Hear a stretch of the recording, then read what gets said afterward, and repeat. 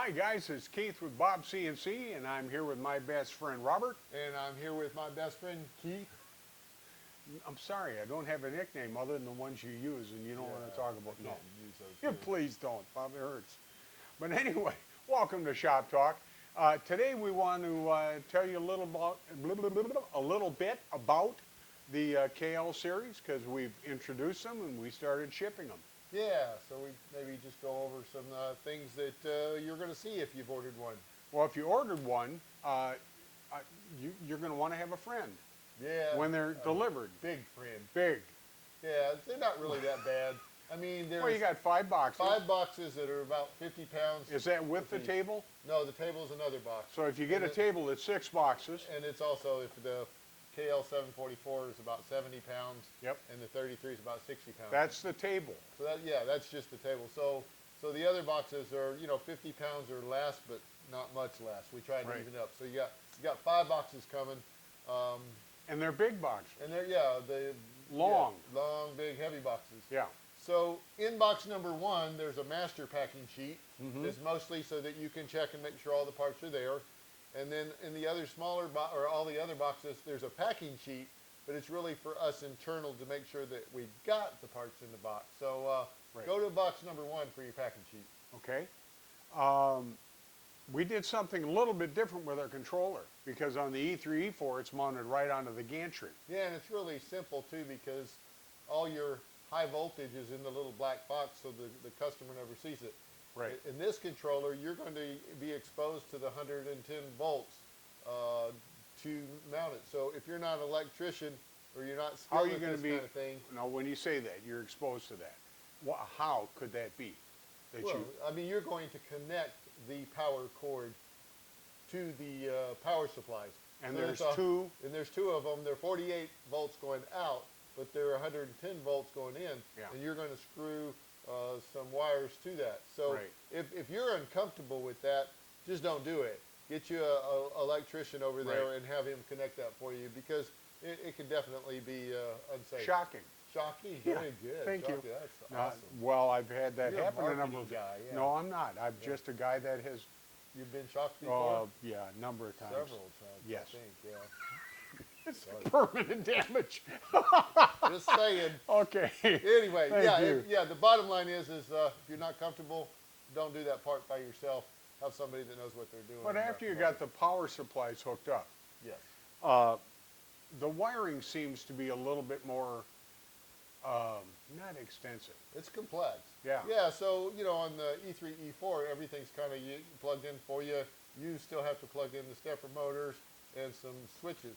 On this thing, you're wiring the step signal, the direction signal. The good news is there's a really good manual out Yep.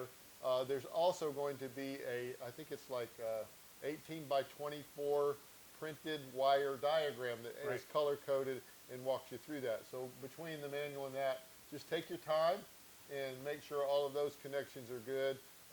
Being sloppy when you're doing the electrical work will definitely make your machine not work very well. Yeah, and that's because of the noise that's The generated. electromagnetic interference, EMF. Whoa.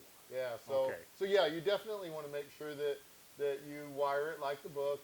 We suggest, and you take your time, but every time you screw down a wire, go ahead and pull on that wire a little bit to make sure that it's Yep. secure before you go on, and you'll be all right. So it's not a good place to be quick and hasty and try to get it done. No, This is a take your place time. where you want to, which is true for the rest of the router too, right? I mean, if you take your time and build it right, you're just going to get better performance out of it than if you just kind of slip her together. Now, you just briefly mentioned that it's in the manual. It's not just a manual. It is 8. Yeah, we Yep. broke it down to 8 different manuals. The first one's really an introduction, talks Right. about safety, the things you need to be concerned about and stuff. And the last one, we wrote a manual on just getting started. You're going to find out if you use Universal G-Code Sender, or if you have an E3 or E4, it's basically the same. It's just a different firmware. But for those that are brand new to this, we tried to make it to where we could get through the first project. But in between there, that 2 to 7 is A lot of information. a lot of information, a lot of pictures, and just to be fair, we worked really hard to try to get this right. Right. But we're human. Some of us more human than others. But we'll probably get some mistakes in there. So if you see some and there's something that makes you go, what in the world? Where You know, they- yeah. yeah, give us a call and we'll try to get them updated. Or if you think that something could be more clear, yeah, we like feedback. I mean, we've gotten really good feedback with our other manuals, Right. which is why I think they're in the place that they are. Yeah, we have tried to make these things not So they, not dumb it a down. marketing guy could Yeah, put them together. really. Yeah, I mean, I set it up. If I can understand it, I don't think there's anyone that wouldn't be able to understand that thing. But if you noticed anything that makes you uncomfortable, is unclear, it Yeah. could be said better, just let us know and we'll take care of the edits Email for you. us at shopdesk@bobcnc.com. Shop Talk? Or Shop Talk. Sorry, I'm combining. Shop desk. Help desk or Shop Talk. Whatever. Okay. Email us. Oh, and there's one thing about this one that's different because Okay. I put together an E3, E4, and an E3 and an E4 a few times, and I don't know if maybe once I used some Loctite, Right. but when you're putting the KL series together, Loctite is your best friend, Yeah, absolutely. and so you want to make sure that you just don't buy it and think, oh, this will work. I'll just snug everything down and we'll be fine. We're talking about a machine that's much larger, that it is subjected to greater stresses, Right. and so we want to make sure the nuts and bolts are secure. Right. So make sure you use all your Loctite. And we did use lock nuts where we could. Right. But we actually, because we put together a few of these, we found a really good system to do it. Maybe I could talk about it and maybe make it clear enough. Go ahead. But if you go ahead and put the nut in the slot where it goes, and then slide the screw in and maybe stick it for like a half a turn, Right. then you got a nice little edge you can put Loctite on, and then go ahead and finish screwing it in. Right. That worked really well Yeah, for us. it was did. the best way. Well, otherwise we had drips of Loctite all over the place. Some of us more than others. That would be me. Okay, I understand that. You wanted to mention something about, or you had said something about the firmware. The firmware on the Arduino Uno is kind of a black box. I mean, Right. nobody really knows what's going on unless you're looking at your console screen in UGS and you can see all that stuff appear. Right. But you said you've changed some firmware settings. What, why? Well, the resolution's the same. The distance is different. So it's really the same firmware that we use for our E3 and our E4, with the exception of we're going with the self-squaring gantry as a standard feature, Right. right? And also, the speeds, or the speeds and feeds, not speeds and feeds.